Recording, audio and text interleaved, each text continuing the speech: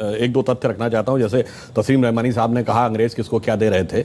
हमने बचपन में पढ़ा कि मोहम्मद अली जिन्ना बहुत बड़े वकील थे और उस जमाने में शायद उनकी आमदनी 4,000 रुपए पर डे से ज़्यादा थी, जो आज भी बहुत बड़ी चीज़ है।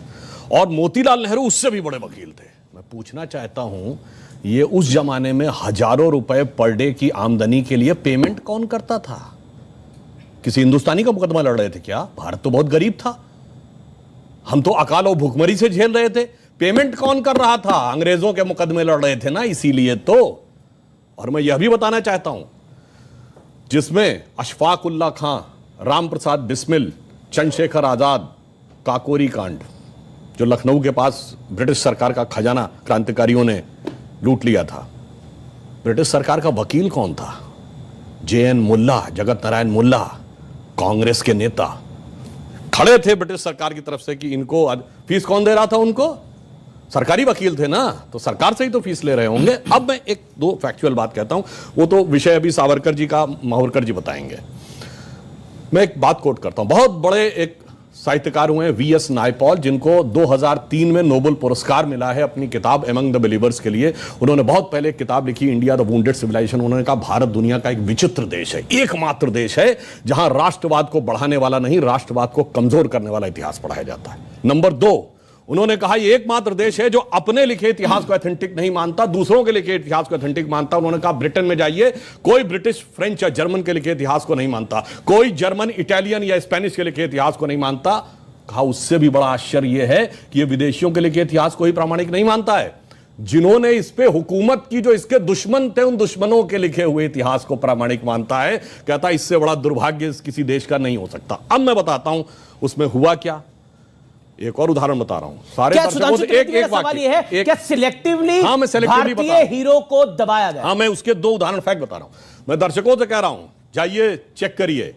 एक KGB के जासूस था जिसका नाम था यूरी बेजनेव, जो भारत में पत्रकार बनकर 70 के दशक में रहता था। उसके संस्मरण पढ़िए। उसने लिखा, हमें एजेंडा दिया गया था कि भारत की संस्कृति को कैसे तबाह करना है और उसके लिए हम क्या क्या कर रहे थे। जो बात इन्होंने कहा कि नूरुल हसन साहब बने तो उसके बाद क्या हुआ वो छोड़िए। अब मैं एक उदाहरण बताता हूं। महमूद गजनी ने सोमनाथ का मंदिर तोड़ा।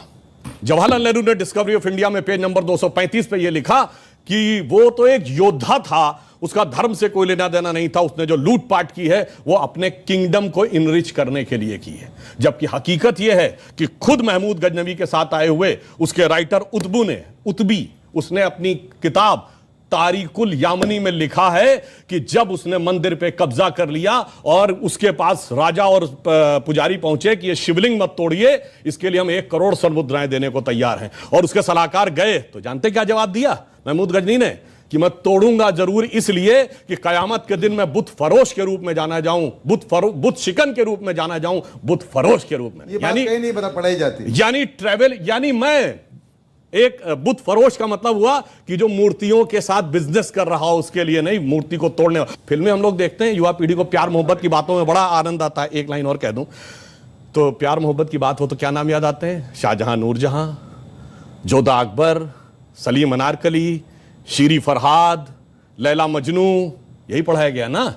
जबकि एक मुगल बादशाह बताइए जिसकी 1 दर्जन से कम ऑफिशियल बीवियां रही हों, और एक भी बादशाह बताइए ऐसा कैसा प्यार था तो 10-10 के साथ हो जाता था। स्त्री के प्रति समर्पित निष्ठावान प्रेम का प्रतीक 3 पीढ़ियों से हमारे दिमाग में ऐसे भर दिया गया कि बच्चे से पूछिए तो उसे यही याद आता है। इसे कहते हैं एजेंडा। और एजेंडा सिर्फ एक तरफ नहीं था। इंडिया गेट के सर्किल पे घूम जाइए, बाबर रोड, हुमायूं रोड, अकबर, वो सब तो अलग है। आपको मानसिंह रोड भी मिल जाएगी, मगर राणा प्रताप रोड नहीं मिलेगी।